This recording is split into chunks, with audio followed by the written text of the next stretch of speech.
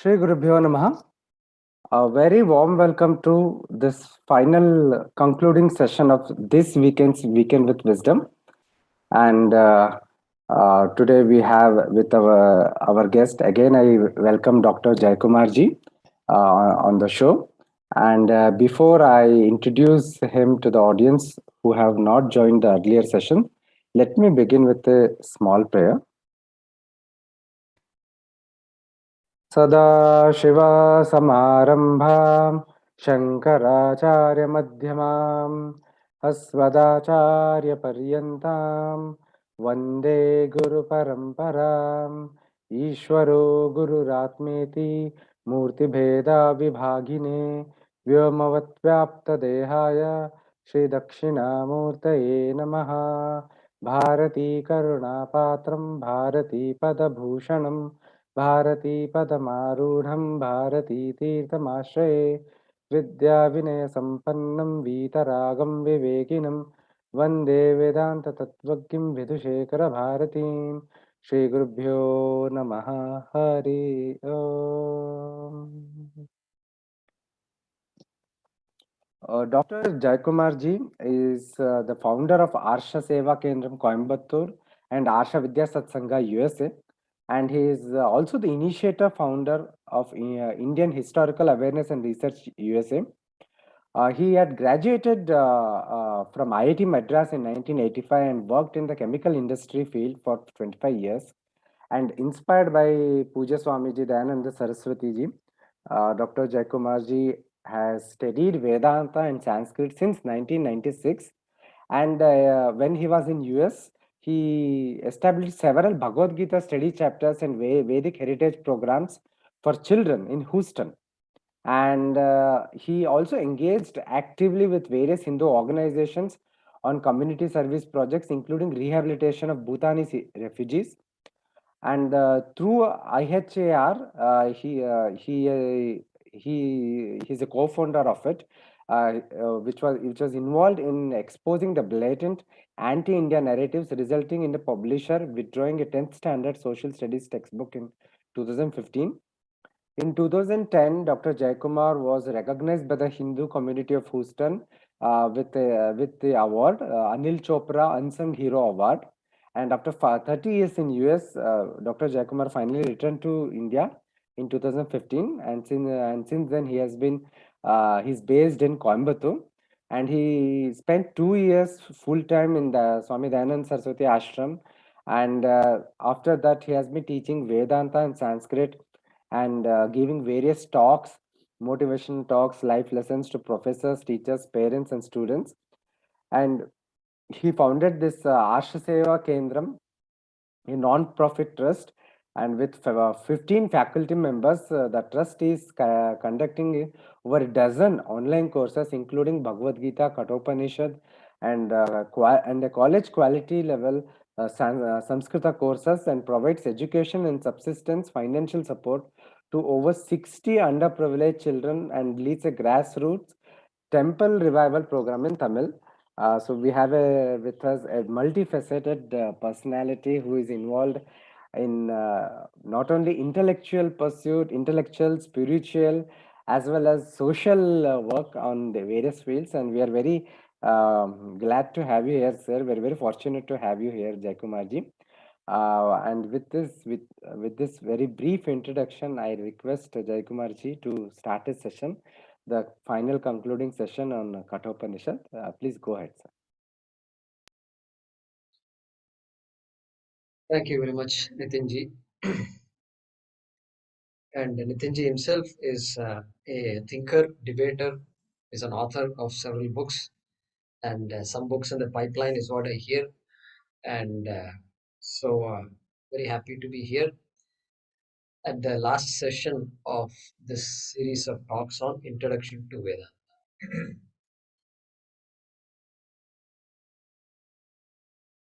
So we saw in Kathopanishad, we understood that it's a dialogue between Nachiketa, young boy.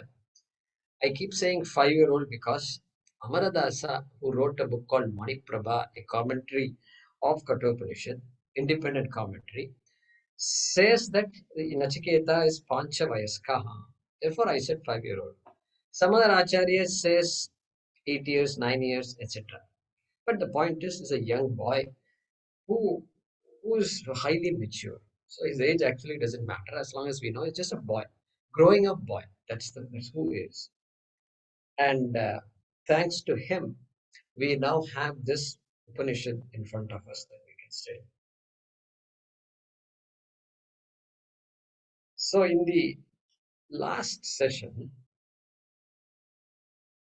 we saw two important words. These words are so important that we need to dwell over it as in our daily, as we do our things. Shreyas and Preyas. So if you can, out of these 4 days, if somebody asks you, what did you learn?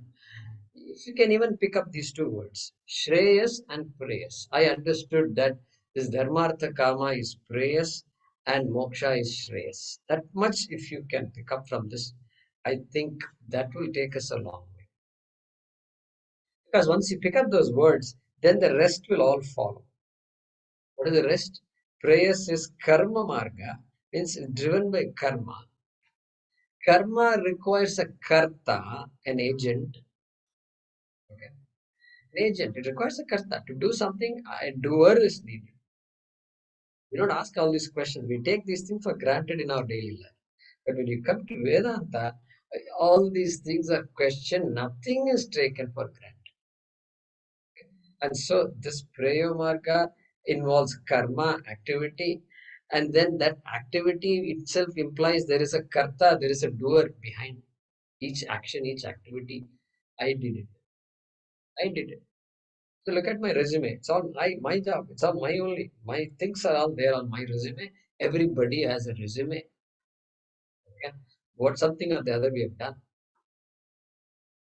And also I did not do also. Somebody says, who broke this glass? Who broke this glass? I did not do. Not me. That also.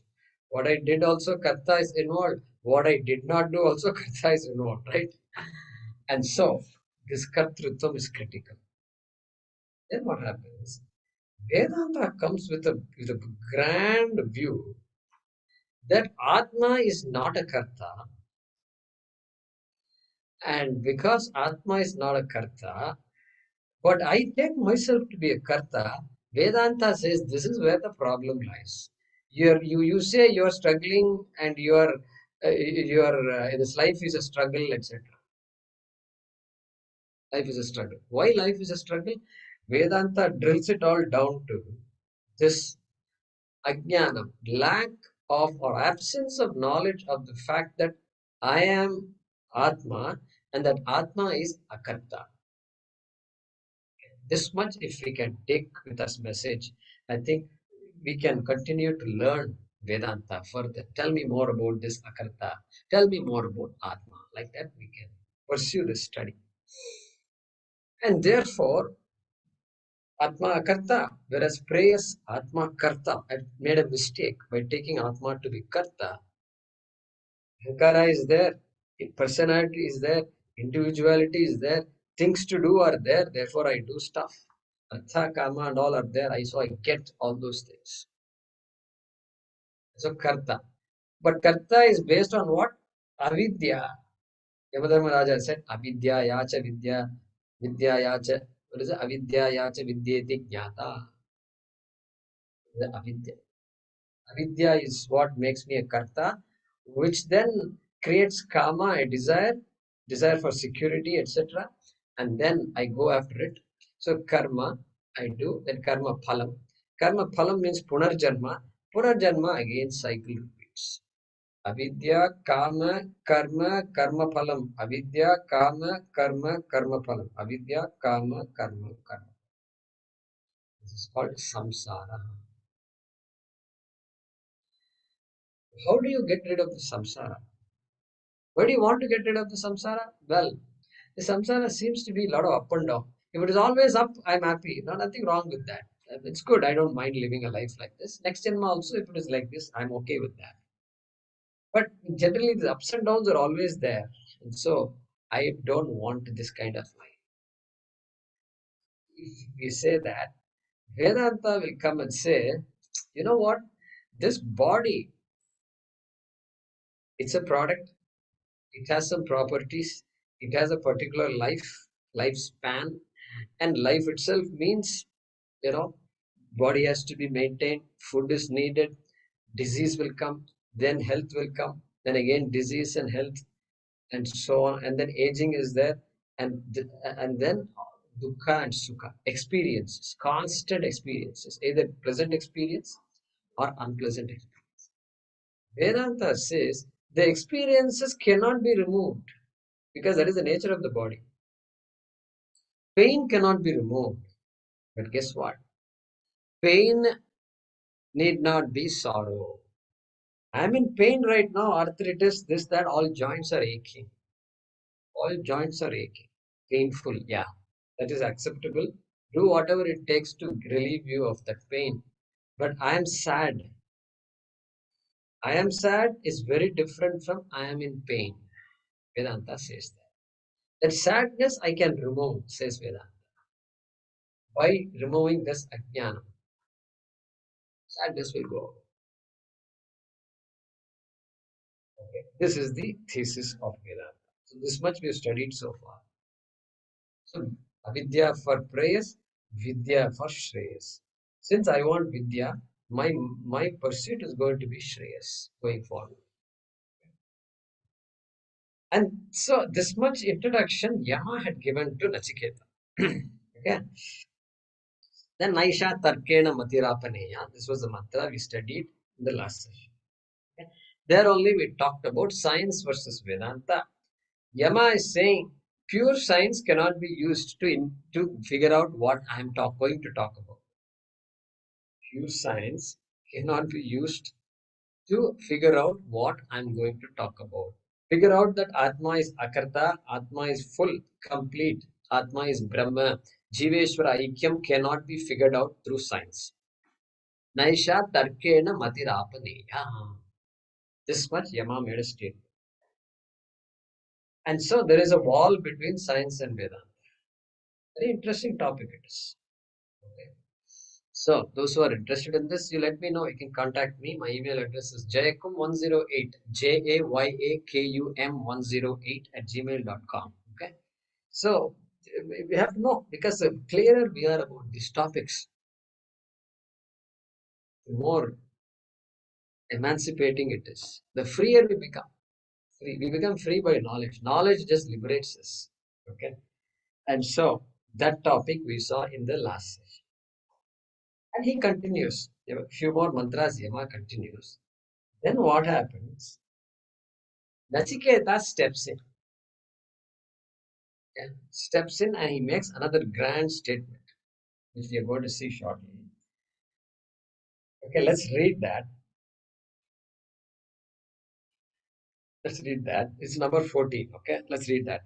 Anyatra dharmat, anyatra dharmat, anyatra smat, asmat krita kritat, anyatra bhutacha bhavyacha, yat tat pashyasi tadvada. Nachiketa steps in. See, if Yama has started teaching, why should Nachiketa step in? And he's asking a question here. He's saying, look, Maharaj, look, this basics of Shreyas and prayers and all I know. You're telling me what I know. I came here to learn what I don't know. Okay. And please, okay, thank you for all this introduction. And tell me this. Tell me what? Anyatra dharmat, anyatra adharma. Anyatra means anyatra. Tell me that which is other than dharma and adharma. Because you've talked so much about dharmartha kama and moksha also, you said shreyas, but you're not coming to the point. Tell me that which is other than dharma and adharma. Because dharma and adharma I know. I know dharma. And because of dharma I'm here also. I know so much dharma that I in fact told my father what is right and wrong. That's so good I am. Okay. And adharma also I know. also I know. Okay, telling a lie is adharma. Hurting somebody is adharma for no reason. Okay, all these things is adharma. I know. Not only that, I know about a lot of details about adharma also. I don't know, Yama, whether you know it or not. But in our Bhuloka, we have all these things. There is animal rights. Of course, they talk about human rights. Animal rights is a very big thing. They make products which are, they test on animals. They test these chemical products on animals. Do you know, Yama? All these things they do in our earth. And, detergent companies like Procter and Gamble, they produce new detergent. And you know how they test the detergent? They they catch hold of the rabbit. They have rabbits in the these factories. They put the detergent powder on the eyes of the rabbits, and then they take measurements. And the measurement is what happens to the rabbit. How does it respond? What happens if this powder goes into the eyes of a human being? They're studying. And the rabbit, they watch the rabbit. The rabbit is just agitated. It's in trauma. And after some time, blood oozes out of the eyes. They measure how long it takes for this to happen. I feel so odd telling all these things. Yama, I know all these things. Adharma means don't think just sitting in a room. I just say what I have to say and then therefore I'm following dharma. I chant my mantras every day following. No, every product I use, I think about all these things. Is there any adharma involved? That's why they say animal friendly products these days they make. We've come a long way, Yamadharmaraja. We've come a long way. But still, they're still making a lot of products. Medicines they make, they test the medicines on animals. Is that dharma or adharma? When I buy that medicine, am I contributing to this dharma or adharma? I've thought about all this. Yama, adharma, anyat. Okay. Thought about all this. Medicines, there are medicines. There are medicines that are made from animals. Made from animals. There's a drug called Primarin, Yamadharmaraja. Do you know that? Primarin. It's a hormone therapy drug for women. They use that in Bholoka, they use it. And they make these drugs from horses. They make this medicine from horses, not ordinary horses. Pregnant female horses. They make. They collect the urine of this horse. The estrogens are there in this urine. They extract the estrogen from the urine and then make this medicine. This medicine is called Primarin. Primarin. And Primarin means, you know what, Yama? Pregnant mare urine. Primarin. Mare means female horse, M-A-R-E. Male horse is called a stallion. Okay. I know all this, Yama. Don't give me a lecture on Dharma and Adharma. I know all these things. I have thought through all these things. And I struggled through all this. I know, even though I'm just 5 years old, I know all these things. Adharma. So I know what Dharma means. If I buy an iPhone, I know there is Adharma happening in China. I am contributing to that Adharma because of the unethical practices conducted by those companies. And quietly, some company is saying, we are all great people, and then put all that stuff in China. I know all these things. But don't talk about all. Therefore, I don't want you to give me a lecture on Dharma and Adharma. Okay? I know Adharma, and just by going to the store and buying a product, I may be contributing to Adharma. I know that. Yama. Okay? And therefore, Anyatra dharmat, anyatra adharmat. Tell me that which is anyatra, other than dharma and adharma. I want to know that.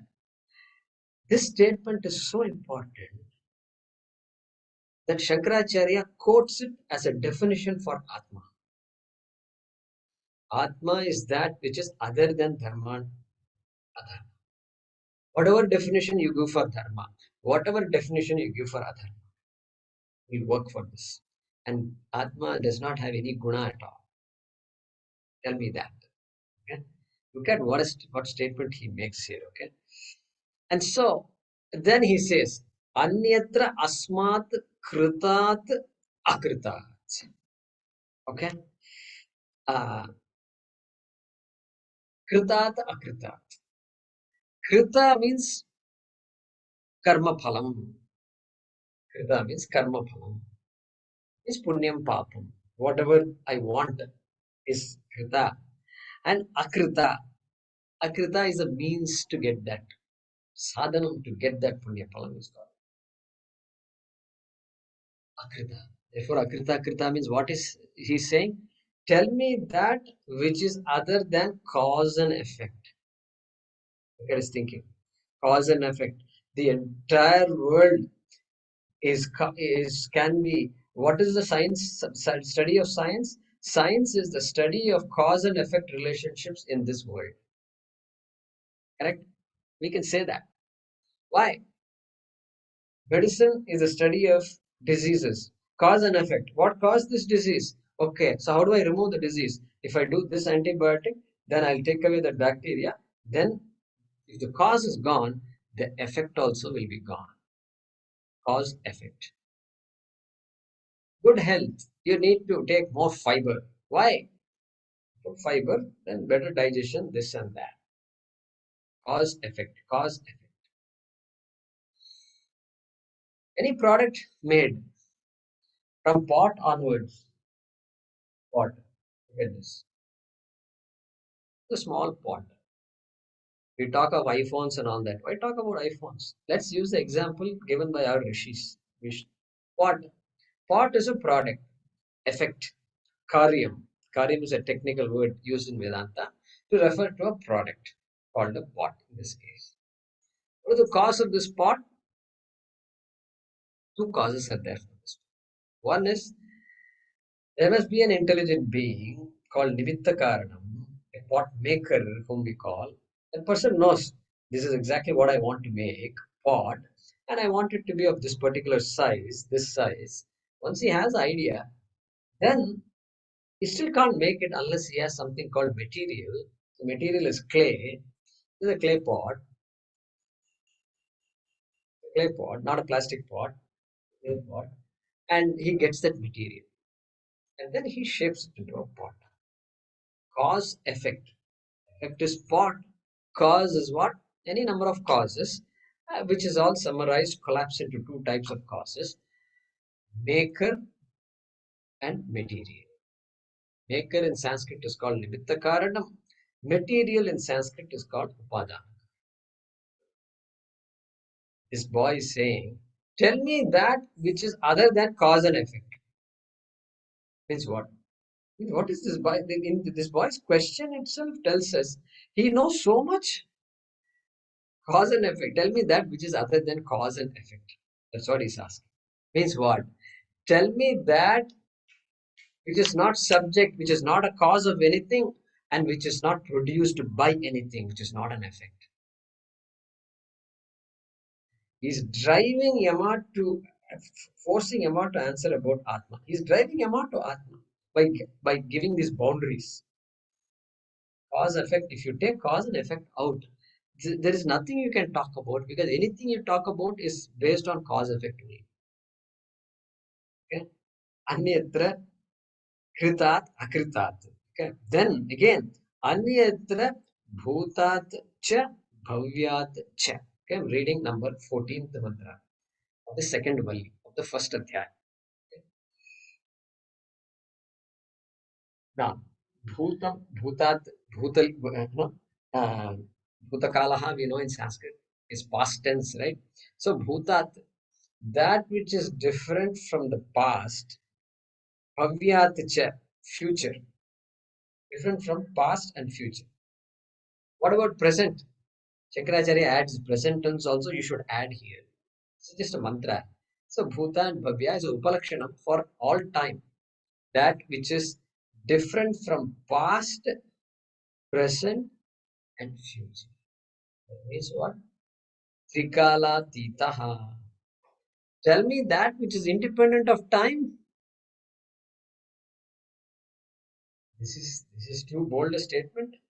That means this boy already knows that there is something that is independent of time. Everything is a function of time. Kala Devata is the ruler of this world. World itself means time and space. World lives in space, no doubt. Space is given. And space and time go together. Time. Function of time. There is nothing in the world that is not subject to time. Aging. We are born in time, we die in time. Time is the ultimate. He has the last laugh. Time. And in fact, in fact, Yama's other name is called time, correct? Kala, yeah. Kala. Yamaya Dharmarajaya Mrityavechantakaya cha Vaivasvataya Kalaya. One name is Kala. Time. Your time is what? You are the leveler. Ultimate.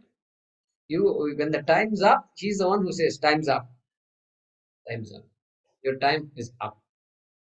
So this boy is saying, tell me that which is beyond time. That means tell me that which sustains you. Oh Yamadharma Raja, tell me that which sustains you. Tell me. This is amazing. Okay. Uh, then what? So Trikalatita. Namaste astu bhagavan Vishveshwaraya Mahadevaya Trambakaya Tripurantakaya Trikalagnikalaya Trikalagnikalaya. Trikalagni means what? This Trikala, Bhuta, Vartamana, and Bhavishyat, Trikalagni. Trikalagni Kalaya, one who brings an end to all three times. One who destroys, who has the capacity to destroy these three times. Means what? Means time, if you have to think about time. That is the idea. Think about that. We have a deeply entrenched notion of past, present, and future. Means past, so many things that happened in the past, history is there, and history goes back and back, and then Kathopanishad is even Shankaracharya is 2500 years ago, then Kathopanishad is before that, Vedas, no time at all, timeline. Ramayana itself was 10,000 years ago. Rama himself was born in a Vedic family, therefore Vedas much older than that. Like this, we keep talking. So history is there. Time is constantly going back. Time is going back. Keep on, we can push back. Then future also is there. But it's also relative because the present is now. Now is the present. Now it's now is gone. Now gone. Now gone. Now gone. Every moment is gone. So present itself, we don't know what the present is. Keep on dividing the minute into second, second into millisecond, microsecond, and all that. That is the present. That present will end up to be what? Consciousness. But the time is what now? Time is a concept. How do you know time is a concept? In deep sleep, when a human being sleeps, when we sleep in the night, no idea of time is there. That idea we have about time disappears. That tells me, it gives me a clue that time is a concept. Concept that all of us have. No, just because it disappears in your head, it doesn't disappear outside. People are all leading a life. Sun is rising and setting. Everything is happening. Yeah, everything is happening. But who said time is Satyam? Time is not Satyam. Naciketas seems to know that time is Mithya, my dear friend. Time is Mithya because time depends on me. Time depends on the conscious being. Time is a concept. Concept depends on the individual. Again, this boy is saying, Anyatra asmad bhutacha bhavyacha yat tad pashyasi tadvada. Tadvada, tell me that. What? Which you see as something that is different from dharma, different than cause and effect, different from time itself, something that is independent of time, something that sustains time, something that is the substrate of time itself. This boy is quite clear. This boy is half jnani, three quarters jnani already because he asked this question. To ask this question itself, we have to know a lot. Right? You know Satyam Mithya or not? He's saying, tell me more about this Satyam. That is his basic question. Okay?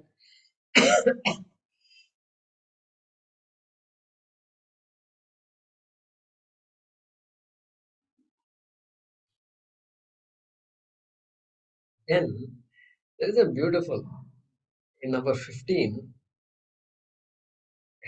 a very interesting response Yamadharmaraja gives. Okay?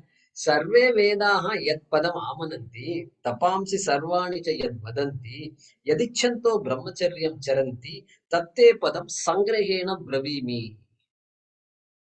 Om ityetat. I'm going to tell you briefly the answer to your question. Briefly, sangrahena bravimi. Very briefly, I'm going to tell. Okay, I will elaborate it later, but briefly, I'm going to tell now. What I'm going to tell? Sarve Vedaha yat padam amananti. All the Vedas, that subject that all the Vedas talk about and unfold, tapamsi sarvani cha yad vadanti, and all the tapasvis, all the jnanis, that topic which all jnanis talk about which you are asking, and yadichanto brahmacharyam charanti, and and that subject, that topic which the people who want to learn about yadichantaha, who do tapas and who are brahmacharis, who become brahmacharis, means they withdraw from this world of pursuit. Preyo margaha, they become brahmacharis. Tatte padam sangrahena brahmini. That padam, that nugget of truth, that padam, I am going to tell you briefly. Sangrahena brahmini. Mantra is almost over. Only two more words are left in the mantra. Okay, if somebody says, I'll tell you briefly. See, suppose you ask some satsang, there is some question to me. People like me, when they get asked questions, we cannot stop talking. All entire Vedanta we will bring and then we'll do this and that. And we have to observe I have to observe the audience, our friends, are they, if they're shaking like this and doing all these things, then I realize, then I tell me that, oh, I think I'm speaking too much. So I'll tell you briefly. In our programs, somebody will say, speaker, Jayakumar ji is a speaker, Swamiji is come, Swamiji is a speaker. You're so blessed to have Swamiji here. I will I will not stand in between you and Swamiji. Great, correct. Obviously, you should not be standing between. We have come to listen to Swamiji. But then this fellow who introduces Swamiji goes on and on. I will not stand in between you and Swamiji, but he's speaking for 15 minutes. 1 hour talk, 15 minutes gone. This fellow was taken. And he said, I'm going to say brief. This is his idea of brief, brevity. Here, look, Yamadharma Raja is saying, Sangrahena Bravimi. I will tell you briefly. What is it? Om.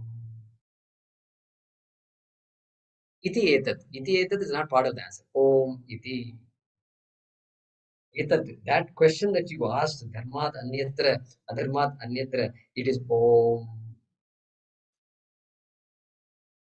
Oh, Yamadharma Raja said that is what it is. Om. All Vedas talk about this. It's called Om. Now, of course, it is the responsibility of Yamadharma Raja to explain what this is. Explain what this is. But brevity, Sangrahena Bravimi means you can't say anything smaller, briefer than this poem. Okay? So that's very interesting mantra. Okay? Now the teaching begins from teaching is almost see as I told you, everything we talked about is important. Viveka, Shreyascha Preyascha, important. So teaching is in a way started, but the more about Atma is going to come now. Okay. Number 18. Okay. Na jayate mriyate va kadachit. Sorry. Na jayate mriyate va vipaschit. I said kadachit, you know why? Because this mantra comes in the Bhagavad Gita, second chapter. So here it is different, slightly different wording is there. Na jayate mriyate va vipaschit. Nayam kutaschinna babhuva kaschit. Ajo nityashashvatoyam puranaha. Na hanyate hanyamane sharire. I think those who have studied Bhagavad Gita, you should be very familiar to all of you, all of them. There is only a few words different. Na jayate mriyate va vipaschit here. There na jayate mriyate va kadachit. So that's all. Then a couple of other words here. So generally, this mantra is considered to be talking about Atma, uh, revealing the nature of Atma. So far, it was talked about in general that Atma, Anatma, Viveka should be there, Shreyascha Preyascha, Margaha, all these things were talked about, qualifications were talked about, Dharma, Adharma, Dharma, Adharma, Vilakshanaha, etc. were talked about. Now, Atma is beginning to be defined. Important shloka. Why? Na jayate mriyate va vipaschit. Na jayate, not born, not born. Priyate va, neither neither does it die. There is no birth or death. For whom? Subtle difference. For Atma, there is no birth and death. Here, Vipaschit means a jnani. A jnani has no birth and death. That is the statement here, literal meaning of the statement. We leave that aside. Look at Atma. Atma has no birth and death. Na jayate mriyate va vipaschit. Bold statement. Because until now, we don't know of anything that has no birth, anything that has no death. If something is not born, that means it is not existent. That is all our idea is. Non-existent. Not yet born. Okay? Later on it will be born. And not dies also. Same thing. But then here he says no. Atma is najayate priyate. Okay. Then look at this. Nayam kustaschitna babhuva kaschit. Nayam kustaschitna babhuva. Atma is not created by anything. Najayate mriyate itself is sufficient. It summarizes the whole thing. The rest are going to be some kind of detail. See, when we talk about birth and death, we have to talk about what is called Shad Vikaraha. Vikaraha means change. Change. Everything in this world is changing. Suppose I say, that can be new to some people. If you have not heard that statement, then better start thinking about it. Everything in this world is changing. Well, the biggest change is what? Birth. Jayate, asti jayate. Birth. Birth is the biggest change. Birth of a baby. Very big change in the life of a human being. Birth of anything. Or birth of a daybreak. Not daybreak, they say. Birth of a day. Looking forward to the next. It's all raining today. Tomorrow, hopefully the day is better. So looking forward to your new day. It's a birth. Asti jayate. Looking at a human being, asti jayate. Asti means is. Is means what? Well, in the womb, it is there, ready to be born, then jayate, born. Asti jayate, then vardhate. Vardhate means grows. Nothing grows as fast as a baby. Animal baby also okay, human baby keeps on growing, growing. Fastest rate of growth is for babies. First few years, rapid growth. Asti jayate, vardhate, then viparinamate. After that, not so much size grows. But started changing the form. Form starts changing. Means all this beard and all these things starts coming to this guy, mustache and all that. And so viparinamate transforms. Voice also transforms. Teenager means voice changes from boyish voice to transitioning to an adult voice. All that is happening. Then what? Viparinamate. Then apakshiyate. After 40, 50 years, 55 years, whatever time, until then, all this growth and everything happens. Then plateau, they say plateau. They use that word plateau. Plateau means I have plateaued. Means in my job also I have plateaued. Means that's it. I can't go up anymore and I'm happy with what I have. Okay, then what? Apakshiyate. Apakshiyate means what? Declines. After some time, the body doesn't function like before. Hearing is not as good as before. Eyesight is failing. Okay? And of course, joints are all creaking all the time. And sitting for 2 hours like this, the body keeps reminding us, okay, you have to move, my dear friend. Otherwise, I'm going to remind you constantly. So that is called apakshiyate. Then what? Vinashyati. Vinashyati. That's it. After that, gone. So in a life of a human being, we can see all of this. Shad vikaraha. What it? Remember that. That is a technical term in Vedanta which refers to change. You can apply it to every object in the universe. Every object. This is good. This is rule. Sadvikara is a rule. Okay. So when he says na jayate mriyate, jayate is the first one or a second one in this, but let's say first one. Then mriyate is the last one. Vinashyati. Jayate vinashyati. Same thing. Na jayate na mriyate. If you take away these two, it automatically implies that you can't have any of the other ones also.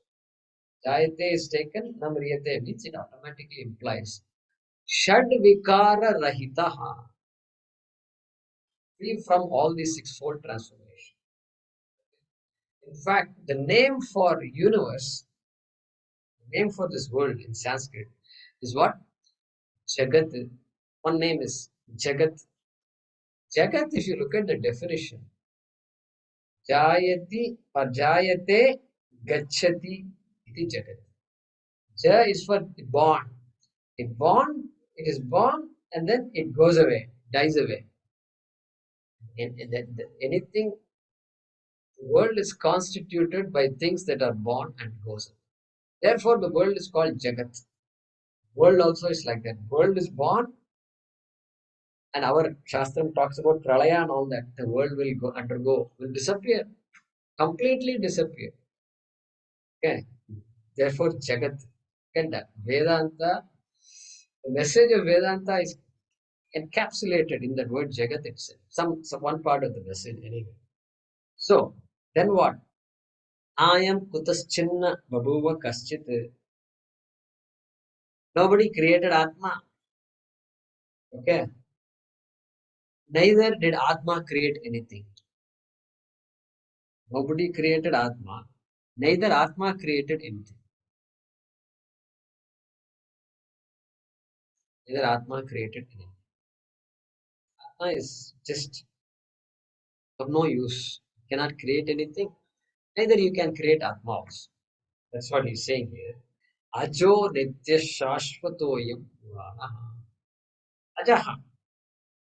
Unborn, same as Najayate was said earlier, that same word here, ajaha. Janmaha asya nasti iti ajaha. Okay. Then nityaha. Eternal. Shankaracharya uses the word avinashi for nityaha. Okay.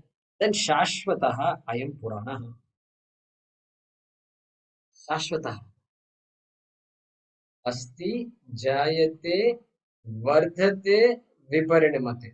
This vardhanam and viparinam, growing and then transformation, I told you, those things are referred to by that word shashvataha. Shashvataha means it does not have growth It does not have change. Parinama. Okay. Then Puranaha. Vardhate. The Vardhate is not there. Parinama and apakshiyate. Those things are not there. That is referred to by the word Shashvata. Then Vriddhi, Vardhate. That is referred to by the word Purana. Purana means Vriddhihi Nasti.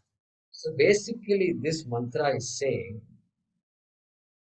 there is no change for Atma. Atma does not undergo change.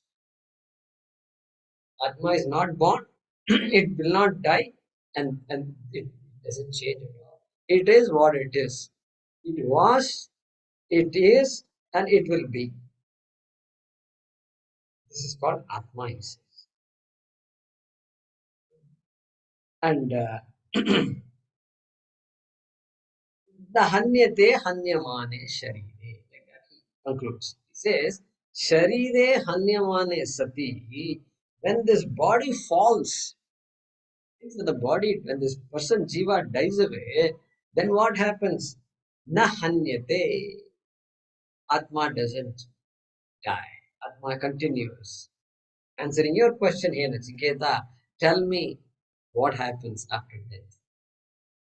Yam prete vichikitsa manushe asti tyeke nayam asti chaike. Right? Long ago he said that. He says, na hanyate. Is what? Not killed. Here, anyamane is killed. When the body is killed, the body is dead. Atma does not die. Atma continues to exist. Okay? So that is the important mantra here, introducing this nature of Atma. Then what remains for us to do is to see clearly more about Atma and then connect it with Ishvara, Jiveshwara Aikyam. That is the Vedanta Tattva. Jiveshwara Aikyam. So that's also going to come. Okay, we won't look at that. Okay.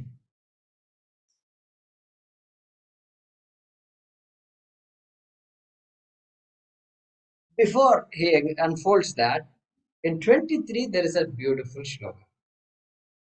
So somebody might say, okay, this is all great. If God wants me to study Vedanta, I'm sure I'll study Vedanta. So I'll wait for my time. If I am mere sar par agar hai, that in this janma I will have to listen to people like Jayakumar ji, then I will do it. But why should I worry about it now? God knows what is right for me. Say, if somebody says that, Yama has an answer for it. He says, Nayamatma pravachanena labhyaha na medhaya na bahuna shrutena. Number 23. Okay. Yame vaisha vrunite tena labhyaha tasyaisha atma vivrunite tanum swam. Says, earlier he said, Tarkena matirapanaya, etc. He said, now he's saying, I am Atma. This Atma cannot be understood by doing pravachanam.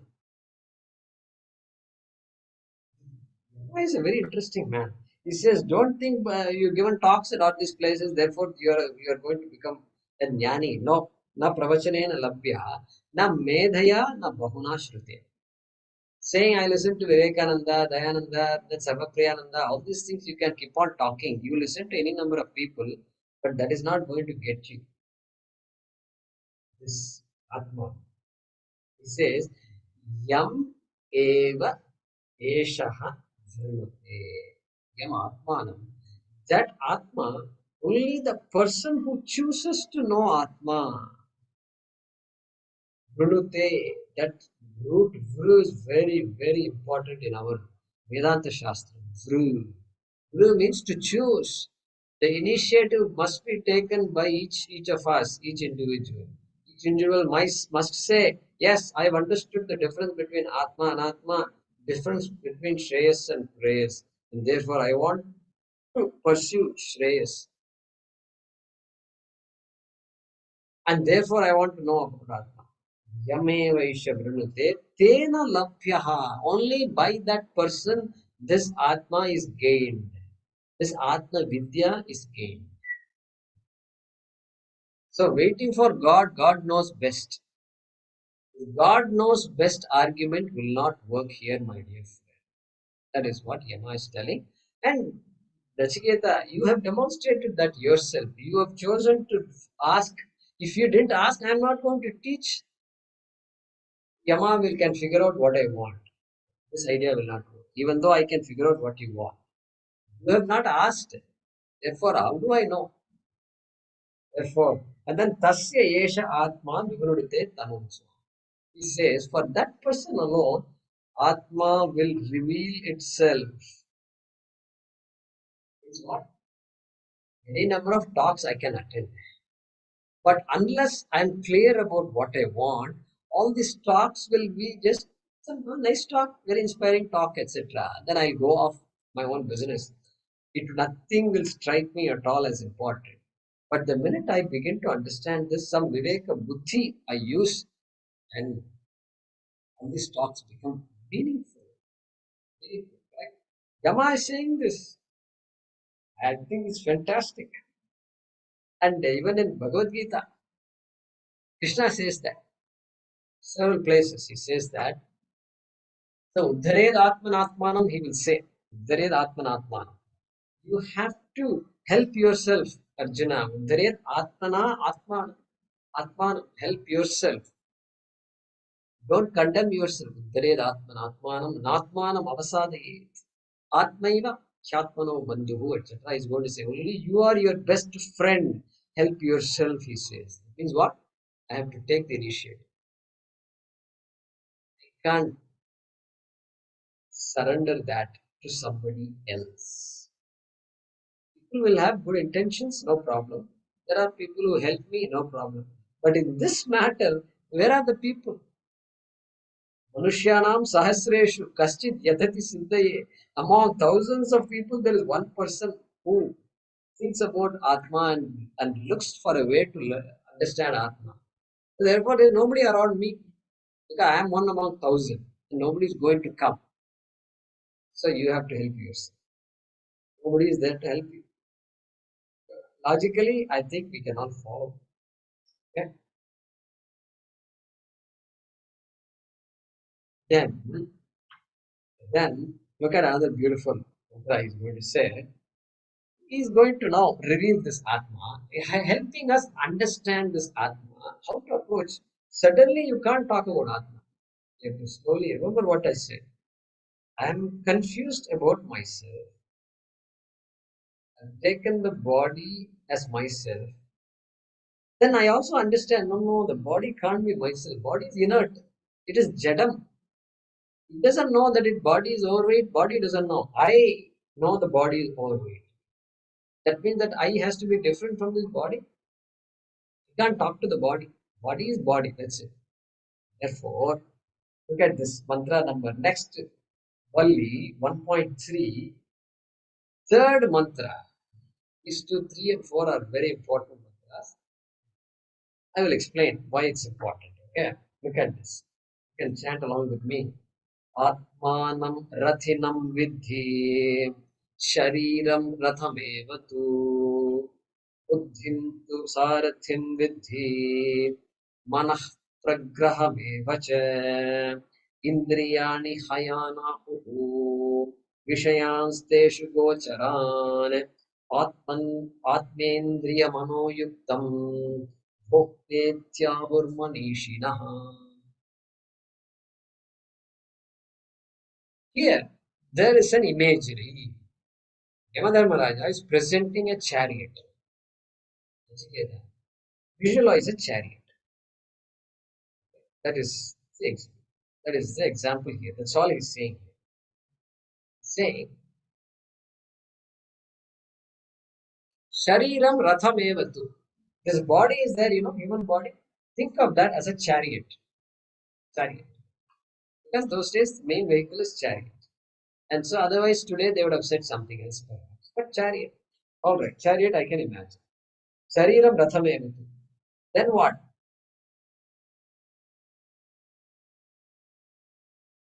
See which order to go. Okay? Atmanam Rathinam Vidhi. Rathi.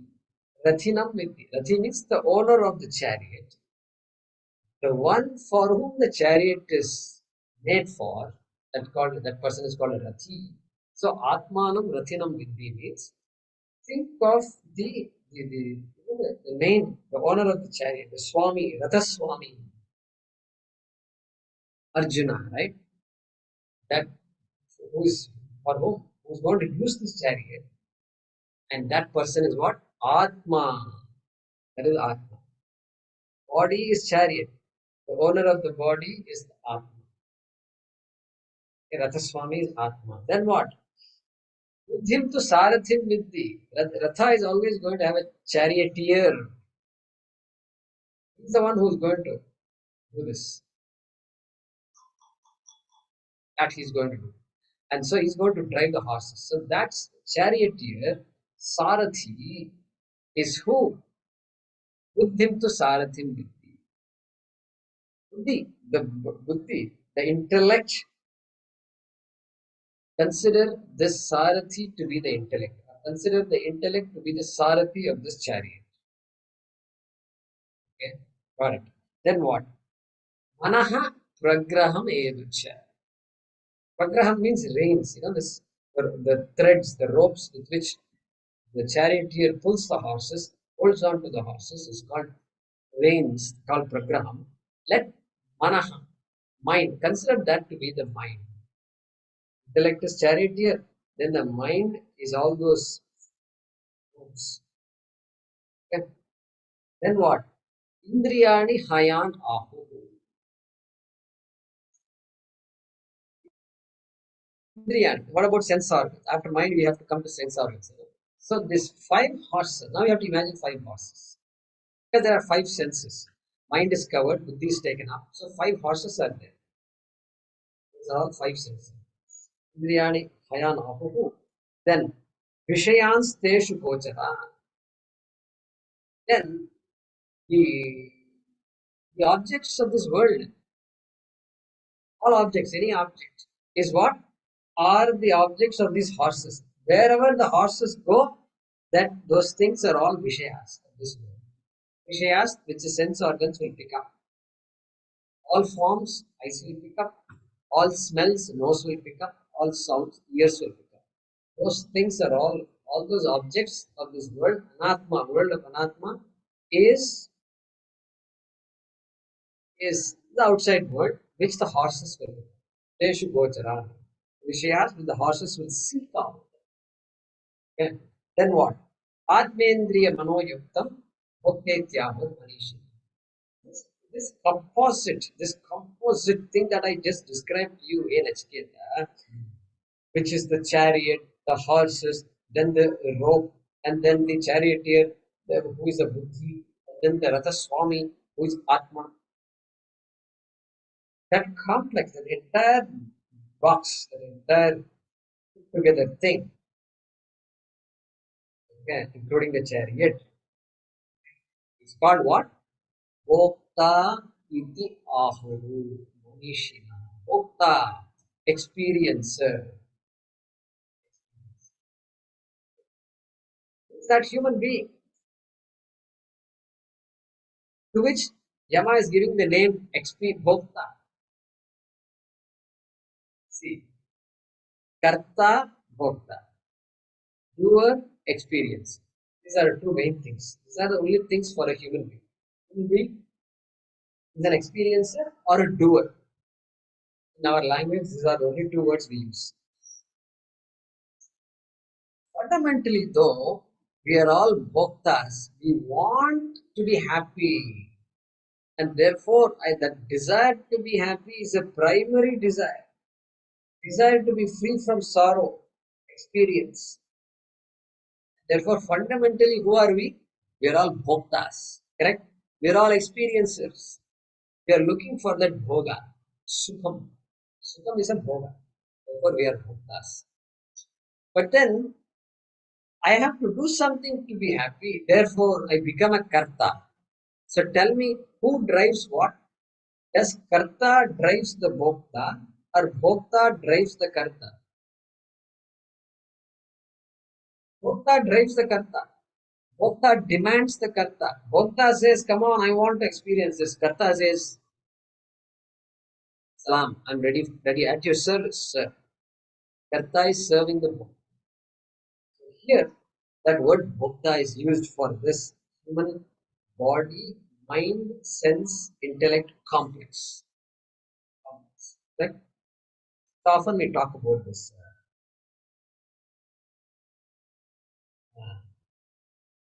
Karya Karana Sanghataha. You have heard that word, then that is the same thing here. So why should he say all these things?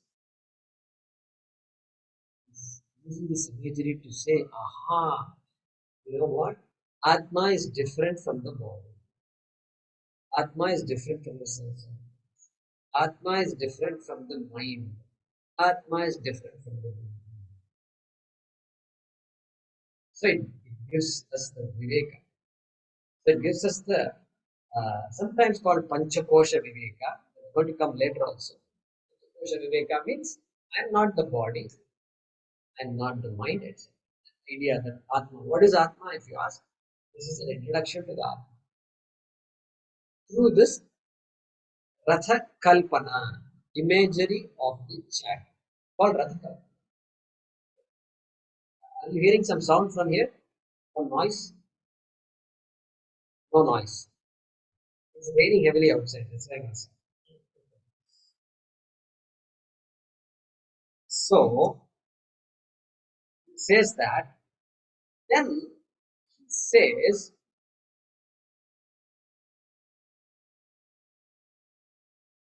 he's giving now a taratamya, he's giving a gradation. He's saying the sense organs are more subtle than the body. What? Body is gross. Body is gross. Gross means what? Something you can see. The body is visible. What about sense organs? What about sense S? That is even better. Sense organs are the eye is visible, but sight is visible. Uh, hearing, ears are visible. The organ of hearing is inside, and the actual hearing process not visible. That is the indriya there, not visible. Taste, the rasana indriya is not visible, more subtle. So he says indriya is more subtle than the body. Okay. So he's going to say that in 10 he's saying that indriyebhyah parahyartha arthebhyascha param manaha manasastu para buddhihi buddhiratma maham paraha. He's saying the indriyas are more subtle than the body, and when he uses the word subtle, it means of course not visible, less visible. Visibility wise becomes less and less visible. Mind visible. You can only say, yeah, my mind is working, I can see my thought. That's all you can say. Less visible, more pervasive. More pervasive means what? The body is here right now at this point. It is not there outside the house. It is not there in that room. It is not there on top and close to the floor. I'm sitting on the floor almost. This is where the body is. What about sense organs? Sense organs can see more stuff. I can see outside. There is raining outside. I can see people walking. So eyes are able to. The sense organs are pervading. Correct? Pervading. So more subtle means what? Not visible, less visible, and more pervasive. What about the mind? Mind is even more pervasive. Intellect is even more pervasive. How? Well, I ask you, where did you study? Oh, I studied in Delhi. Those days, Delhi was not like it was today. Suddenly, all the past memories are all flooding you. And those days was very good, Jayakumar. Correct? And so, mind can go wherever it wants. Wherever it wants, it can go. When I was a kid, my cousin asked me this question. What is the fastest thing? He asked me. What is the fastest? What is the thing that moves fastest? I said something or the other, and train and plane and all that, rocket, jet, I said. He said, no, there's something faster than the jet. He told me, it's your mind. He told me, okay, now you're here in Tamil Nadu. Where did you study? Hyderabad. School. That school. Where is your mind now? It is there in that school. See, your mind went to that school. Can the jet go as fast as your mind? So, therefore, mind also, pervasiveness. More subtle something is, the more pervasive it becomes. Indicating that Mahatah Param Avyaktam Avyaktat Purushah Paraha. Purusha is referring to Atma here. Purusha is introducing another new word called Purusha.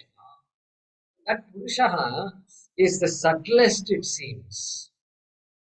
Atma is the subtlest, even subtler than this Buddhi and Manaha. Okay? And he's calling it Purusha. And the definition of Purusha is Purau Ushati iti Purusha. Purau Ushati iti. That which dwells in this body. Purau means city. Really, Puri means city, right? Puri. Vayupuri. Anpur. Nagpur. That Pur is called city. In Sanskrit. So Purau, in that city, that which lives in that city is called Purusha. One definition of the word Purusha. Purau Ushati. Another definition. Sarvam Purayati iti Purusha. That which fills up everything, okay, is called Purusha. Beautiful definition, right? Atma fills up everything. Everything means what? Everything that you can see, everything that you cannot see, the entire universe, cosmos. Sarvam Purayati iti Purusha. He's using the word Purusha. Quietly he introduced the word Purusha. Okay. Purushana Param Kinchit. There is nothing greater than Purusha. Why? Because the only thing that is there is Purusha. Therefore, how can there be anything greater than Purusha?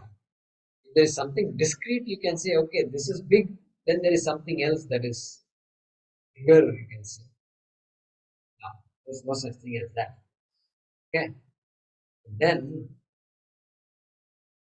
another very important popular shloka also, mantra, I can say, that is number 14.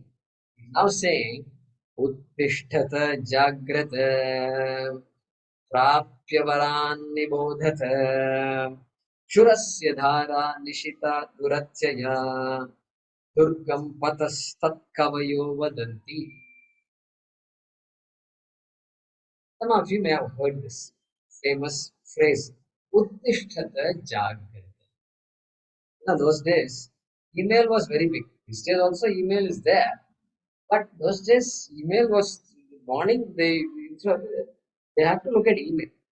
Email was like the religion. It is now replaced with WhatsApp and all these other things. WhatsApp, you have to look and see. It says email.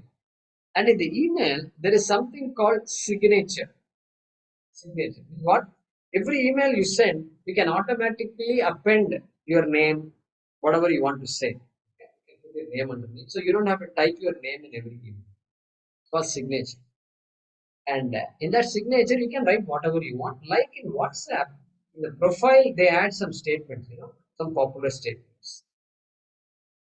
Modi ki jai ho, or Azadi ka Amrit Mahotsav, or Satyameva Jayate. Anybody, people, you can write whatever you want, whatever appeals to you. So, I remember one of my friends used to have this UttiShTata jAgrata, made very popular by Swami Viveka. And so, this friend used to write, arise, awake, stop not until you succeed. Till you succeed. Was the exhortation of Swami Vivekananda. And that comes from this Upanishad, Kathopanishad.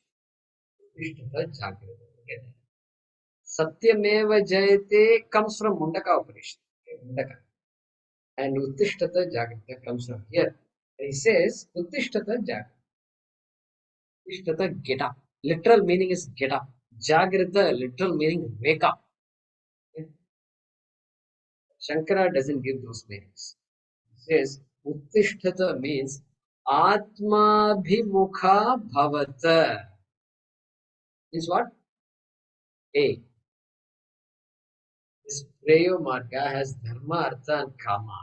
You are constantly running after this. Means running after all this Anatma Prapancha. There is no end to this at all. Kama means where you'll go for vacation. You have to keep on choosing. This vacation, this year, next vacation, another year, next vacation, another place you will go. Different countries you already visited. Now what? You're exhausted all options. This is unending. You can still the what do you call this? Tourism industry will keep you hooked constantly. Okay? And so there's no end to it. Anatmadhimukha. Right now you're all your eyesights are all out there. You cannot get contentment with that kind of a outlook. Atmabhimukha bhavata. Turn yourself towards yourself. Atmabhimukha, as Shankaracharya says. Turn yourself towards Atma. This is all Anatma Prapancha. When are you going to look into yourself? That is the meaning of UttiShTata. So some of you have heard it, so I'm purposely repeating that. Not stand up and all that. Stand up means what? Yeah, be alert. You have to just think differently now. jAgrata, literal meaning wake up. And Shankaracharya says here,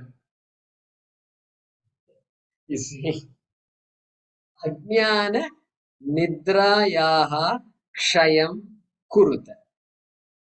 I'll repeat it again. Ajnana Nidrayaha Kshayam Kuruta. Some of you are laughing there. Is you understood? Kshayam Kuruta means finish off. Remove this. Put an end to this. Put an end to what? Ajnana Nidra.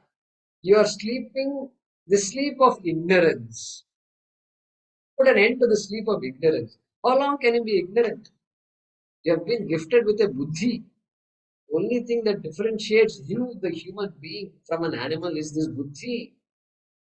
Ahara nidra bhaya maithunancha samanyametat pashubir naranam. Right? That's what Vashitam says. It says, what is the difference between a human being and an animal? What are the similarities? Ahara, nidra. Ahara means food. We all need food to survive. Ahara. Nidra. Sleep is there. Every animal needs to sleep. Few hours, long hours, continuous, all doesn't matter. Sleep is needed. Nidra. Bhayam. Fear. Maithunam. Procreation. Common. Samanyametat pashubir narana. These are all common between human beings and animals. Pashubir narana.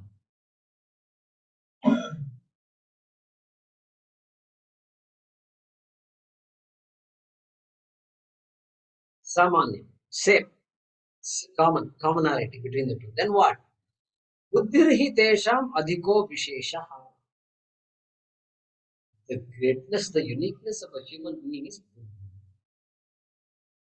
What for the buddhi is given? Just to enjoy, consume, constantly consume, consume. Look for newer and newer experiences. We are fundamentally looking for newer experiences. That is why when we come to Vedanta, we ask the question, how do I experience Atma? Because our mindset is like that. No. Buddhi, use that buddhi. Buddhi tesham adhiko visheshaha. Buddhya vihinaha pashuvis samanaha. He says, if you don't use your buddhi, then you are not different from the animals. Or one stroke, he has given the importance of the buddhi and why we should use the buddhi. That's Shubhashita.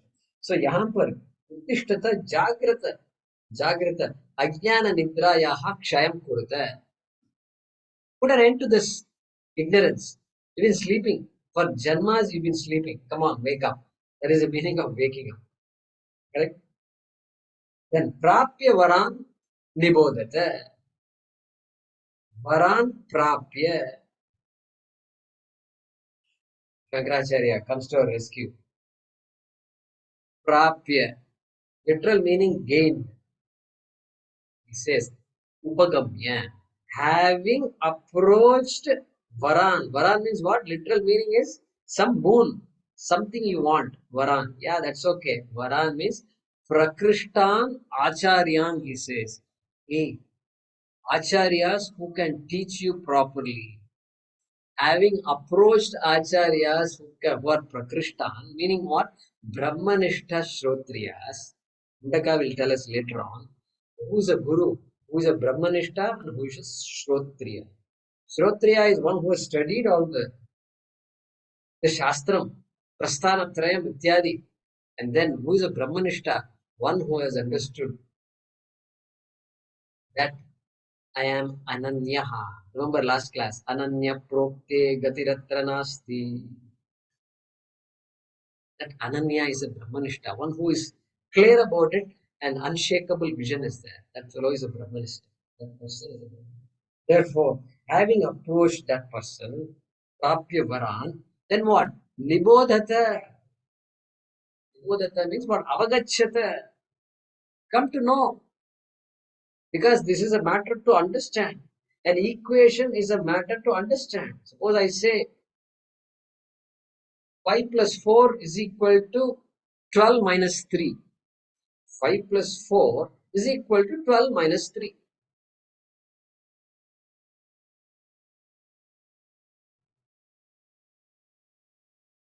Is it right? Wrong? What?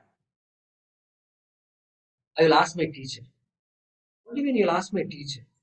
This is addition and subtraction. That your teacher has already taught you 40, 50 years ago. You tell me now. Oh, I should tell you now. Yeah. 5 plus 4 is equal to 9. Okay. 12 minus 3 is what? 9. Both are identical, yes or no? Everything looks different. 5 is different from 4 is different from 12 is different from 3. All differences only. Plus is different from minus. Everything is different. How come you're saying both are equal? Come on, both are equal. Simple algebra. Simple algebra. Both are equal. Everything looks different, but it's really a statement of equality. Therefore, Nibodhata, may you understand, Jiveshwar Aikyam is also like that. Jiva is a human being, small, I am a small little speck in this universe. And you are talking about Ishvara also, who is the creator of this world, big God. And you are telling Jiva and Ishvara are essentially identical? Yes, identical. He's going to say that in the next couple of months. He's going to say that, identical. Now, how can it be possible? It's possible only if you give up. Don't bring this upadhi into the picture. Upadhi is what? I'm introducing a new word called upadhi. Upadhi is what? Body. This form, which has attributes, smallness, bigness, colors, all these things are there for the body. That body you take out. The content of the body you take, and content is Atma. Just like this pot. Upadhi is pot. Pot is the form. Upadhi. What is the content of this pot? 100% clay. Like they say 100% cotton, like that. This is 100% clay. 100%. Nothing else but clay. And I've seen them making this. Near Erode, they make it. And 100%. If this pot has a human mind, put a human mind in this pot, then what will this pot say? I am such a small pot. Look at that pot you have there, big size. You poured water in that. You're drinking. It has a nice tap at the end of the pot. These days they make that also, and you're drinking water from that. That pot is helping you. Is doing some work. What about me? You keep me in a corner like this. You don't look at me at all day long. For days you don't look at me. Then once in a blue moon in a weekend there is Indica Academy talk and you pull me out. and you show this to all the people, I feel useless. I don't have any job satisfaction. Job satisfaction is so important. I don't have any job satisfaction. That's what this pot will say if you put a human mind in this pot. Then this pot has to be told. In what? Look, okay, you're a small pot. Okay, fine, accept it. But what's your nature? The smallness belongs to the upadhi, my dear friend. The upadhi is pot, small pot. You say that is big pot. Okay, that is upadhi. What is the nature of the pot? What is the essence of the pot? What is the content of the pot? What is your content? Oh, I'm made of clay. Good. Let's start. I'm made of clay. Which part of you is clay? Outside part is clay or inside part? No, outside also clay, inside also clay only. Good. Nice start. Okay. Now, how heavy is the pot? Pot is some 100 grams. I'm 100 grams. Okay, that weight, is it given by the pot or is it given by the clay? The weight belongs to the pot or belongs to the clay? It belongs to the clay only. Correct. It belongs to the clay. 100 grams, because 100 grams of clay were taken to make this pot. Therefore, clay is the one that gives me the weight. Good. Very good. Color of the pot. When the pot was made, it became brown in color or what? No, no. It was brown in color before itself, before the pot was made. Good, good. So now we are giving importance to the clay. Pot. Does the pot exist without clay? No. Pot cannot exist without clay. Can the clay exist without pot? Yes, clay can exist without pot. There you go, my dear friend. You got it. Clay can exist without pot. Therefore, are you clay or are you pot? Hmm. Am I clay or am I pot? Both pot and clay. Okay. Better than before. Before you were complaining about potness. Now at least you have come down to clay. You started appreciating clay. Atmanatma viveka, this guy got. Correct? Atmanatma viveka. Because Atma is clay now. This part has to be made to understand. Hey, this you are clay first and foremost. Pot is a form of you, the clay. The forms will come and go. Clay will not come and go. Aju nitya shashvatoyam puranaha. That lecture has to be given to this pot. So then this pot can say, yeah, I'm clay. What about that pot? That pot also is clay only. Yeah. What about Ishvara? Bhagavan, creator. The one who created this, created you. Who? That Ishvara. What about that? This is my nature only? Yes. Absolutely. Yes. Can't be different. The same analysis I'm going to do to you, I will do to Bhagavan also. If Bhagavan comes in front of me, I will teach him the same thing. Therefore, Jiveshwara Aikyam Asti Vanava is there or not? I see. Is this Vedanta? Yes. Vedanta. Are you a guru? Guru. Yeah, I have a name. My name is Jayakumar. People call me guru sometimes. But do you understand or not? That is the most important point. Whether I am guru or not is not doesn't matter. So that's what this pot has to be told. Then it doesn't worry about job satisfaction and all that. You do whatever job is given to you and do your best and move on. Okay? Therefore, UttiShTata, jAgrata, Prapyavaran, Nibodhata, understand that fact. How, if I understand this fact, I can get moksha? Can you tell me that? Yeah.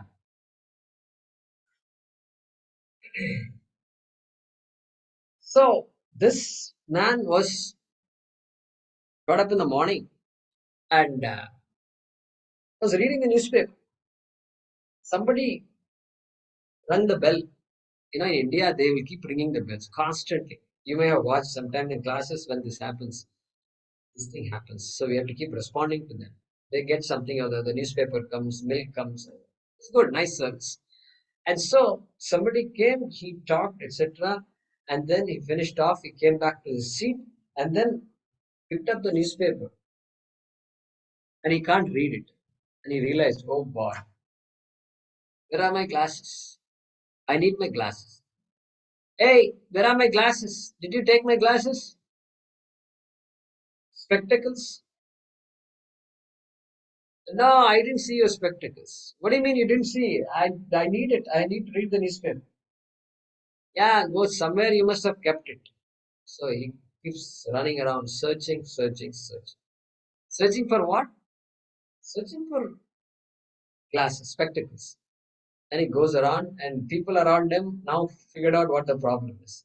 Those who saw him searching found out what the problem is. But they tell each other, mother and children, now there's a pact. Chup raho, chup raho. Let's make him run for some time. This guy terrorizes us. So now is the time to just watch him having, let's have fun watching him. So this guy goes around, everything runs with, oh, you must have gone to the restroom. Go look at it. Go look there. Then he goes to the restroom. And there is a mirror there. Then he looks around, this, that, everything, and then he comes around, looks at it, stops. He stops there. Why should you stop? He saw these glasses. Oh my God. I've been searching for something which I already have. Is that what it is? And he's so shy, he's so guilty, he's so ashamed. He just comes like this and he comes and quietly sits down, reads the newspaper. Gupchup. Why? What happened all this time? This is a story we studied as a year, some second, third, or fourth grade, so maybe third grade, I don't know. It's called Kuchu. This guy's name is called Kuchu. I don't know. In those days, this Kuchu story was there. And it was very fascinating for us. And this is exactly Vedanta also. Vedanta says, what happened to this man? Why did he stop searching? What made him get what he wanted?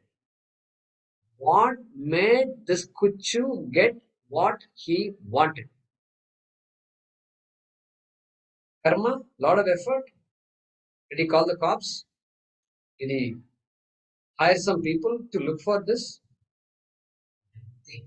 In fact, the more karma he did, it establishes the fact that this guy is confused. Only the confused Kuchu could do so much, shout at people and call the this and that and throw papers out in newspaper. Where did I keep this, that? Search all these things. But so much activity happening. Why? Because he wants something.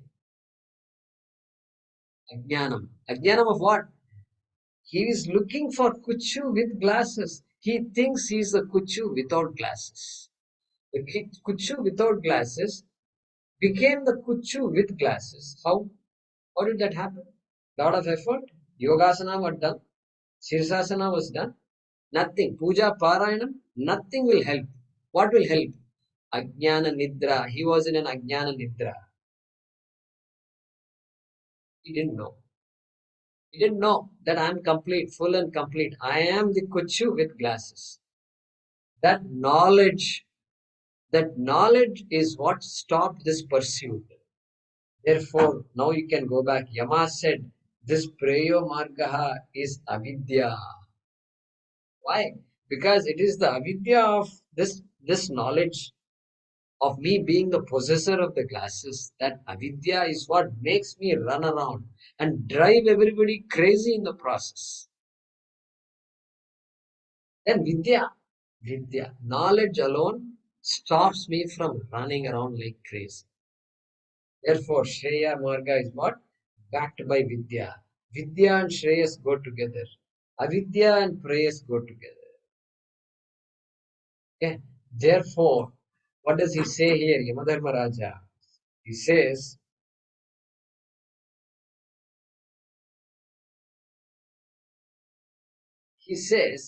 this is very simple. But Shurasya dhara nishita duratya. This is like walking on a razor's edge, he says. Not easy, even though this example is quite clear. Vedanta also is like that, my dear friend. It is knowing yourself, you become free. No other subject in this world, when you know it, you can say, I'm free, I'm liberated. No. Cooking, if you want to know how to make Mysore Pak, you have to sit next to the person who knows it, mix, do all the mixing, and they'll show you how it flows, and then it should flow in one nice line. Then only you should turn off this thing, and then you should let it cool down. So much practice is there. Only then you can become good in making that Mysore Pak. Okay? And so much practice is there after every knowledge. Here, what kind of practice is there? What kind of practice could you do after gaining this vidya? He has to practice. He has to keep doing japa that I am have glasses, I have glasses, I have glasses, I have glasses, I have glasses. That kind of japa might help. Why is a karma also? Moksha is not karma phalam. Moksha is jnana phalam. Okay? This is the thesis of Advaita Vedanta. This is what brought me into this study. And so he says it is like walking on a razor's edge. Shurasya dhara. Because it's simple. The subject itself is simple, but you have to come to the subject. The person has to be ready to come to the subject. And then tasya eva, tasyaisha vrunute tena lapyaha. Earlier he said, the person has to choose. Vedanta books are plenty. So many books are there. No use to me. I have to choose to come. Okay, that is why Shurasya Dara, Razor's Edge. There is a book called Razor's Edge. 1944 book written by Somerset Maugham. Okay, and he writes this book called Razor's Edge, and there it's about a World War I veteran who comes back home to the U.S. and he's disillusioned. He saw so much maim and so much death and suffering. He's just now shredded. He's just confused and disillusioned. He's wanting to know what is all this life about, and then he goes for searches for that meaning in life, and then he finds that meaning in life, and then he becomes happy, as it were, while all his friends are all still confused and doing so many different things in Preyo Marga. Guess where he got the name from? Razor's Edge. Shurasya Dhara, Kathopanishad. Yeah. And there is another book called Dialogue with Death. Dialogue with Death. It was written by Eknath Ishwaran. Later on, he changed the name, I think. I forget what the name is. He wrote a book called Dialogue with Death. That is this dialogue between Nachiketa and Yama Dharmaraja. Okay? And then, therefore, now he defines Atma once again. In the next 5 minutes, we'll see what that definition is. It is number 15. Ashabdamasparsham arupam avyayam tatharasam nityam agandavachayat anadhyanantam mahatah param dhruvam nichaya tanmrityumukhat pramuchyate. Shabdam, asparsham, arupam, arasam, agandham. You know now what it means? You know what it means, right? Ashabdam. This Brahma, this Atma is Ashabdam. It doesn't produce any sound. If it produces some sound, I can hear it and I can hear Atma. I can say I heard Atma. In the night I slept, I heard Atma, I can say. But it is Ashabdam. Asparsham. Atma is something that you can't touch also. It cannot give me it is not accessible to my touch. It is not accessible.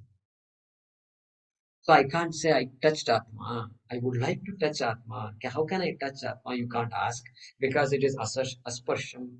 Arupam. Oh my God, this Atma. How sad this is.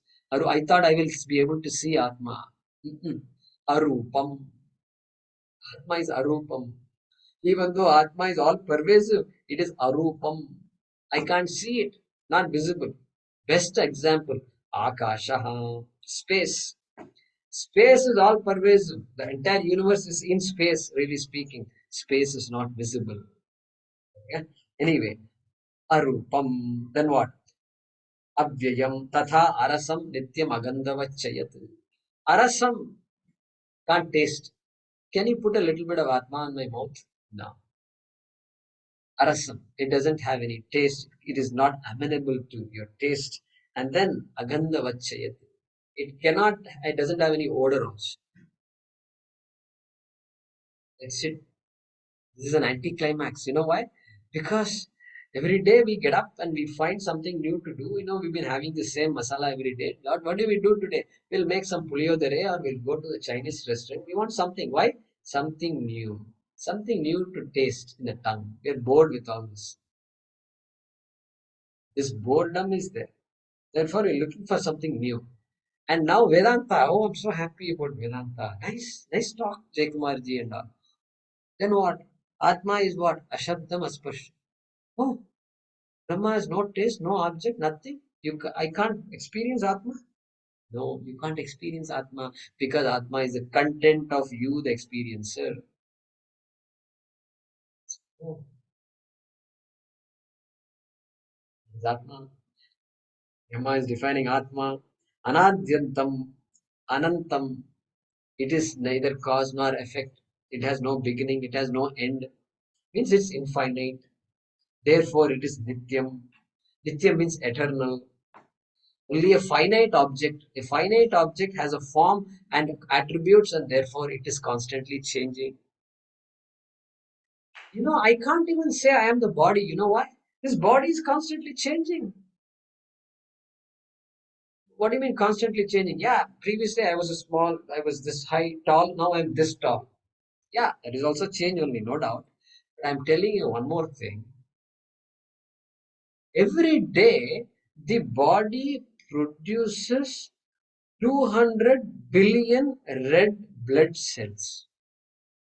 When I read this, I was mind-boggling. Red blood cells, which is all the cells in the body, which is the majority of the cells, 200 billion red blood cells are dying every day and produced every day.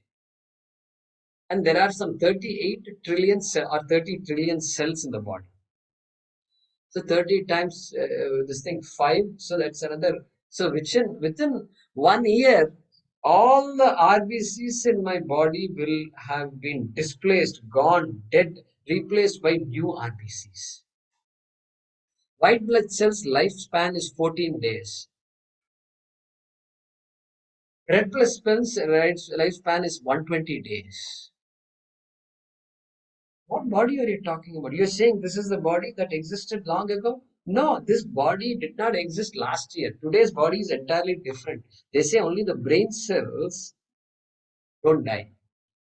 Gray cells. They said the brain cells don't die. Throughout the life, they stay. The cell that I am born with, I continue to have till the last brain. That's what they say. So rest of the body is constantly changed, already changed, completely changed. So how can I say I am the body? And still I know I am so, to say I am 50 years old, 60 years old, 70 years old, that I must be constant, unchanging. I only can say I am so many years old, unchanging I. If the body is changing, then we have to ask the question, what is that unchanging? Nityam, avyayam, unchanging. That is Atma, he says. Correct? Yamadharmaraja. Then what happened? Nichaya tan mrityumakat pramuchyate. Nichaya. Once this is understood, my dear Nachiketa, tan mrityumukhat pramuchyate. Pramuchyate. Freed from what? Mrityumukhat. They say jaws of death. In English, there is a phrase called free from the jaws of death. That jaws of death phrase must have come from Kathopanishad only. Mrityumukhat. Mrityu is telling Nachiketa, Mama Mukhat, from the jaws of death, meaning from my jaws, you will be freed. Whoever knows this will be freed. Really? That means I will never die? That's it? I will become Chiranjeevi, the same body. I like this body very much. I'll just live like this. No, my dear. He doesn't say body won't die. says this guy who thinks he's going and who's constantly in this ninja stance and constantly trying to survive in this world. That person, Atma, is no death. Therefore, this person is free, no longer. Jivan muktaha bhavati. Therefore, that Yama has no more role. After this body is gone, Yama has no more role to play with that Jiva. Jivan muktaha bhavati. Buddhimukat pramuchyate. That's the story here, right? And so similar mantras are there in the rest of the Upanishad. Another popular mantra is there, and we'll do it another time. Na tatra suryo bhati na chandra tarakam hema vidyuto bhanti kutoyam agni. Like that. Many of our people, they know this. We chant it every day when we do our puja. And so, that consciousness he's talking about. Beautiful mantra, which says that we do chant this mantra when we are doing a harati, okay? Showing the lamp to Bhagavan and doing like this. You tell, Na tatra suryo bhati na chandra tarakam. There, the sun doesn't shine at all. Chandra tarakam, stars, moon, they don't shine at all. There, okay, na tatra. Prema vidyuto bhanti kutoya magni. Even the lightning doesn't shine at all. There, okay? Kutoyam Agni, this little small flame that I've lighted, that I've there in my hand, and I'm trying to use that lamp and show Bhagavan to everybody. Somehow I am going to show the face of Bhagavan to everybody. This is what this mantra is saying. Beautiful mantra it is. Hey, Bhagavan is consciousness, Atma, Brahma, because of which everything comes into being, because of which I am able to even stand and talk. Okay. And that Bhagavan, I am somehow trying to show this Agni. Udoyam Agnihi, Tameva Bhantam Anubhati Sarvam. Thus, Tameva Bhantam. That alone is shining all the time as Atma, consciousness, self effulgent. It doesn't need light from somewhere else. It is self-existent, self-conscious, consciousness, sattva, chit, ananda. Because of that, the sun shines. Because of that, everything is working in the world. Everything becomes visible to me, evident to me. Because of that self-evident Atma. Mantra says that. So, this is this pretty much gives an introduction to us. And so, Shreyascha Preyascha is an important topic which helps me. This Tau Samparitya Vivinakti Dhiraha. I'm just summarizing now. And that person how does a person begin to get into Vedanta, if you ask? That Purusharthas have to be understood, and then Dharmartha Kama must be separated from Moksha. And then what is Moksha? What is Purushartha? And these other three Purusharthas. Then what is Vidya, Avidya? What is Avidya? Karma, action. What can action produce? What Jnanam can produce, action cannot produce. What action produces, Jnanam cannot produce. Rasagulla, if you want, Jnanam is not enough. You have to do something. Then you can eat Rasagulla. But Jnanam liberates, period. Jnanena mokshaha. All these ideas, that's what we study in our classes, Bhagavad Gita, Upanishads, etc. And so, hopefully, this 4 sessions was reasonably understandable to most of you. If you can give that feedback to the organizers, if this was useful or not, I think that will help me also. And this is how all of us enter into the field of Vedanta. I also entered this way only. I didn't get specially, nobody gave me anything. I just ended up in an ashram one day, and then I heard this kind of talks. Then only I said, oh my God, there is something like this. Then I chose to study more and study more. Same thing, same advice that Yama gives. So we are in good hands. We are very blessed to have our acharyas from eons ago. All our rishis have taught us. has come through Shankaracharya Madhyamam, Asmad Acharya Paryantam, Vande Guru Parampara. If you have any questions, you can write to me at Jayakum108, JAYAKUM108 at gmail.com. Thank you very much to Advaita Academy for giving me this opportunity, and thanks to all of you for being patient with me. Thank you. Hari Om.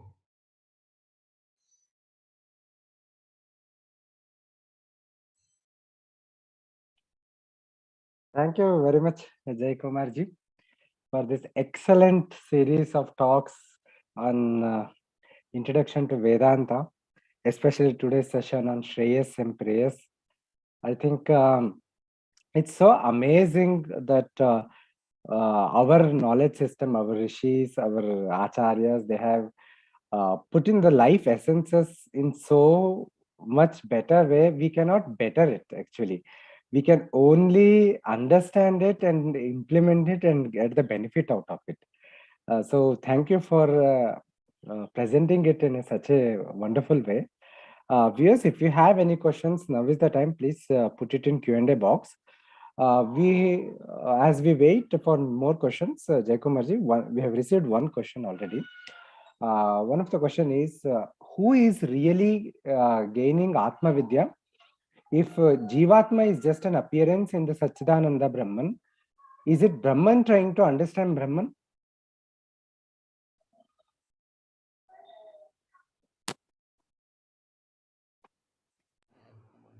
Okay, am I audible now? Yes. So, who is understanding what? And who's studying it? Who's talking? Who's doing all this? Tapas, all these things are there. Yeah, so differences are there. So, Upadhi is different. Upadhi is different. Even though Sarvam Khalvidam Brahma, Upadhis are different. What is Upadhi? Body is an Upadhi. I am different from you, all of you. I am the speaker, you are the listener. Now you are the questioner, I am the answerer. Okay. And thankfully that is good because we can do what I can do what I'm doing, you can do what you're doing. My laptop is different from your laptop. Good, well and good, because if my laptop blanks out, your laptop does not blank out. Okay, that's good. That's convenient for us. So all those differences are there. We have an individuality. The individual mind has to know. It has the ability to know. And this knowledge is unique. It's so unique that once I know, the knowledge is that everything is whole and I am that whole. So who is knowing? Well, who is asking the question? Suppose I ask you, who is asking the question? Who is asking the question? You only ask the question. That person who is asking the question is the one who is going to know and get liberated. Who is that if you say? So we can, different answers are given. Ahankara is there. Ahankara means what? That individual, the one who has an identity, that I am so and so. The minute we wake up, see, in deep sleep, there is no identity. I hope that is agreeable to you. In deep sleep, there is no identity at all. That's why they say Raja, the beggar, and the king both are identical in deep sleep. Identical means what? Nobody is aware of their identity in deep sleep. And therefore, when does the identity come? The minute I wake up, immediately the whole who am I? I'm so and so, I'm here, my parents are here, this, that, sister. My who am I? Everything comes, my whole personality comes back to me as it were. Comes back to me. So therefore, that ahankara, call it ahankara if you will, call it identity. Here, ahankara is a technical word. That ahankara is the one who has to ask the question and who has to understand the answer and grasp the answer. After the ahankara answers the question and figures it out, ahankara knows that it is abhasa. Abhasa. Mind is also abhasa. Abhasa means what? It's a projection. It's a projection on Atma. Just like wave is a projection on water. There's really no wave. Just like what understands what? It understands that what is a projection on clay. Clay is Satyam. What about pot? Pot is a shape of clay, and I'm calling it a pot, but really pot is not a separate object. Like that, we understand. So nothing wrong in saying Ahankara is the one who is asking the question. Ahankara is the one who understands what is. Another question we have received is, what was Puja Swamiji's response to the person who said that Dharma is not one of the Purusharthas? And if it is not in their system, how does one get that community to understand about peace, harmony, right path in life? This is a good, interesting question. So he's referring to that comment I made, I think last class, or maybe before last. He's asking about that conference that Puja Swamiji had gone to, about this interreligious conference, when this conversion issue was being discussed. Because Swamiji brought up this issue in the United Nations some time ago, and then this went on for a while.